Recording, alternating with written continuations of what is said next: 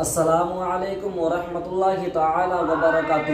امید کرتا ہوں کہ سبھی حضرات خیریت سے ہوں گے۔ آج ہم سید امین القادری صاحب کی ایک بڑی ہی پیاری ویڈیو لے کر کے آپ کے سامنے حاضر ہوئے ہیں کہ گھروں میں برکت کیوں نہیں ہوتی ہے، گھروں میں برکت کیوں نہیں ہوتی ہے، اس کی وجہ کیا ہے۔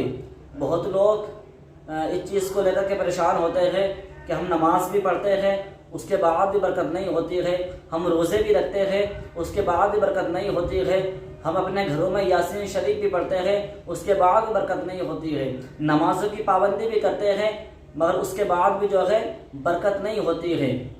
برکت کیوں نہیں ہوتی ہے، برکت نہ ہونے کی وجہ کیا ہے، ہم اس ویڈیو میں آپ کو بتائیں گے کہ برکت کیوں نہیں ہوتی ہے۔ اسی کے تعلق سے سید امین القادری صاحب کی ہم چھوٹی سی ویڈیو لے کر کے آپ کے سامنے حاضر ہوئے ہیں۔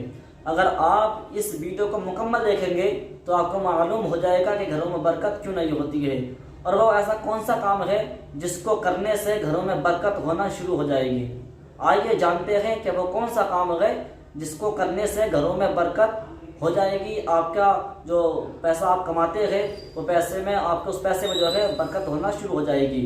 آئیے میں ویڈیو شروع کرتا ہوں، مگر اس سے پہلے آپ سے ایک بات ضرور کہوں گا کہ اگر آپ میرے چینل پہ پہلی بار آئے ہیں تو چینل کو سبسکرائب ضرور کر لینا، اور کمنٹ میں ضرور بتانا کہ ویڈیو کیسی لگی ہے، ویڈیو اچھی لگی ہے کہ نہیں لگی ہے، اور ویڈیو کو لائک ضرور کر دینا۔ آئیے ویڈیو سنتے ہیں کہ جب اذان ہوتی ہے تو روئے زمین کی ساری روزی سمیٹ کر مسجد میں لائی جاتی ہے۔ جو مسجد میں آتے اللہ ان کو روزی بھی دیتا ہے، روزی میں برکت بھی دیتا ہے۔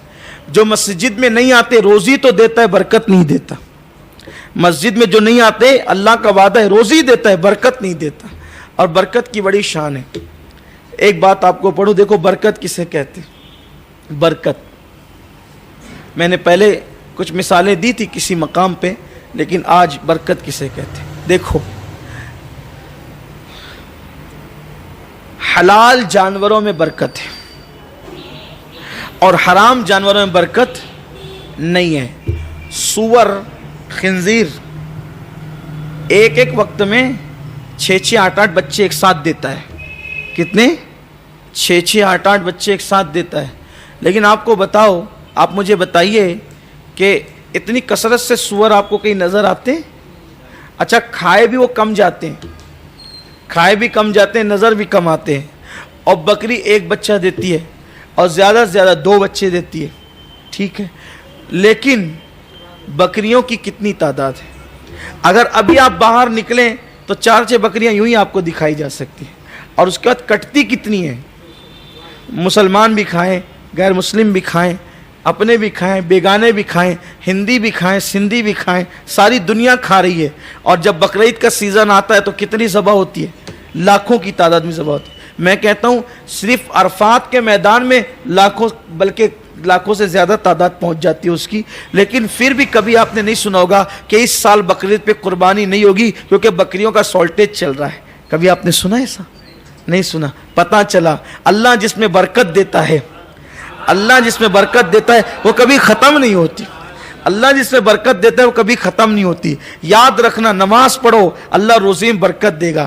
پہلے ایک آدمی کماتا تھا پورا گھر کھاتا تھا، ابھی پورا گھر کماتا ہے پھر بھی لے دے مچی رہتی ہے، برکت نہیں، پریشان ہے۔ کیونکہ اللہ کے رسول نے فرمایا کہ جو نماز چھوڑ دے گا اللہ اس کی روزی سے برکت اٹھا لے۔ برکت بہت بڑی چیز ہے۔ آپ دیکھیے اولیاء اللہ کے پاس بظاہر آمدنی کے بہت سارے ذرائع نہیں تھے، اولیاء اللہ کے پاس آمدنی کے بہت سارے ذرائع نہیں تھے، مگر ان کے خانقاہوں سے لنگر تقسیم ہوتا تھا اور پتہ نہیں چلتا تھا کہ کہاں سے آ رہا ہے، پتہ نہیں چلتا تھا کہ کہاں سے آ رہا ہے، بٹتا تھا، آج بھی بٹ رہا ہے، ان کے نام سے بٹ رہا ہے، تقسیم ہو رہا ہے۔ تو اللہ رب العزت نماز کی برکت سے روزی میں برکت دیتا ہے۔ نماز پڑھیے اللہ روزی میں برکت دے گا، لیکن نماز روزی کے لیے مت پڑھیے گا۔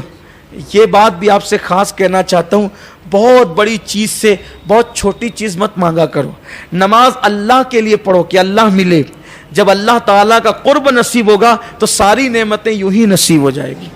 وہ آپ نے بار بار واقعہ سنا ہے، اس کا میں اعادہ نہیں کروں گا، صرف اشارہ دوں گا کہ اللہ کی رضا چاہیے، اللہ کا قرب چاہیے، اللہ کی معرفت چاہیے، خدا مل جائے۔ من کان للہ کان اللہ لہ، جو اللہ کا ہو جاتا ہے पूरी कायनात उसकी हो जाती है। एक मर्तबा सुल्तान महमूद गजनवी ने जो है वो ऐलान किया कि हमारे यहाँ महल में खुशी आई है कि बेटा पैदा हुआ है, तो इस महल के अंदर जितनी कीमती चीज़ें हैं जो जिस पे हाथ रखेगा वो उसी को दे देंगे। महल के अंदर मेरे आपकी तरह जैसे लोग थे, मतलबी लोग, तो वो सब के सब शोपीस और कीमती कीमती चीज़ें लूट मार करने लगे। लेकिन अयाज जो था ना, अल्लाह ताला से दुआ है कि अल्लाह तबारक व ताला हमें उसका अयाज बना दे, हमें उसके महबूब का अयाज बना दे। तमसीलन अर्ज़ कर रहा हूँ कि क्या वो अयाज था यार। वो बैठा रहा, उसने कुछ नहीं लूटा। जब सब लूट मार के उठा चुके तो लोग बिल्कुल मजाकिया लबो लहजे में उसको देखने लगे कि इतना बेवकूफ़ है ये, एड़ा तो नहीं हो गया ये अयाज, कि इतना हसीन मौका था।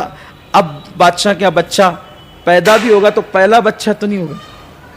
पहले बच्चे की जितनी खुशी होती है, सारे बच्चों की खुशी बाप को होती है, लेकिन इतना इजहार नहीं होता है। सही है ना?